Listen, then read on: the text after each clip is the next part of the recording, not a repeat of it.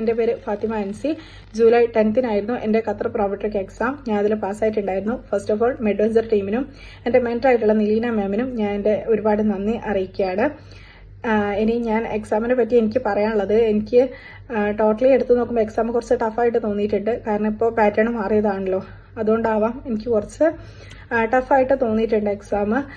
But ഞാൻ മാം പറഞ്ഞതനുസരിച്ച് നമ്മുടെ ബേസിക് ആയിട്ടുള്ള ക്ലാസ്സസ് നല്ലോണം കോൺസെൻട്രേറ്റ് ചെയ്ത് പഠിച്ചിട്ടുണ്ടായിരുന്നു. അതെനിക്ക് എക്സാമിന് വളരെ ഹെൽപ്ഫുൾ ആയിരുന്നു.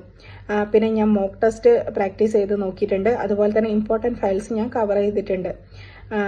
ബാക്കി കുറച്ച് റിലാക്സ് ചെയ്യാൻ പറ്റിയ ഏരിയ എന്നുള്ളത് മെഡിസിനൽ കെമിസ്ട്രി കാൽക്കുലേഷൻസ് ആണ്. ഞാനത് റിലാക്സ് ചെയ്ത് ഞാൻ അധികം അതിൽ സ്ട്രെസ് കൊടുത്തിട്ടില്ല.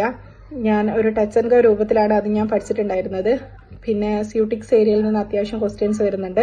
പിന്നെ ബിഹേവിയറൽ ആൻഡ് സോഷ്യൽ സയൻസ്, പിന്നെ ക്ലിനിക്കൽ കേസസ് വരുന്നുണ്ട്.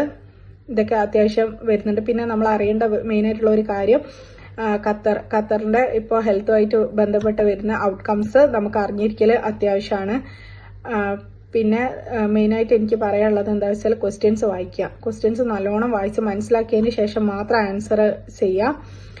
ടൈം എടുത്ത് വായിച്ച് മനസ്സിലാക്കേണ്ട ക്വസ്റ്റ്യൻ ആണെന്നുണ്ടെങ്കിൽ ബാക്കിയുള്ള ക്വസ്റ്റ്യൻസ് ചെയ്തതിന് ശേഷം ഇത് ചെയ്യുക. ടൈം മാനേജ്മെന്റ് ഒരു ഇമ്പോർട്ടന്റ് കാര്യമാണ്.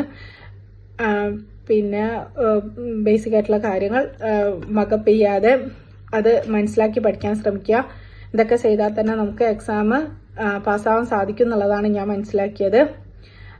എല്ലാവരും എക്സാം പാസ്സാവട്ടെ. All the best all.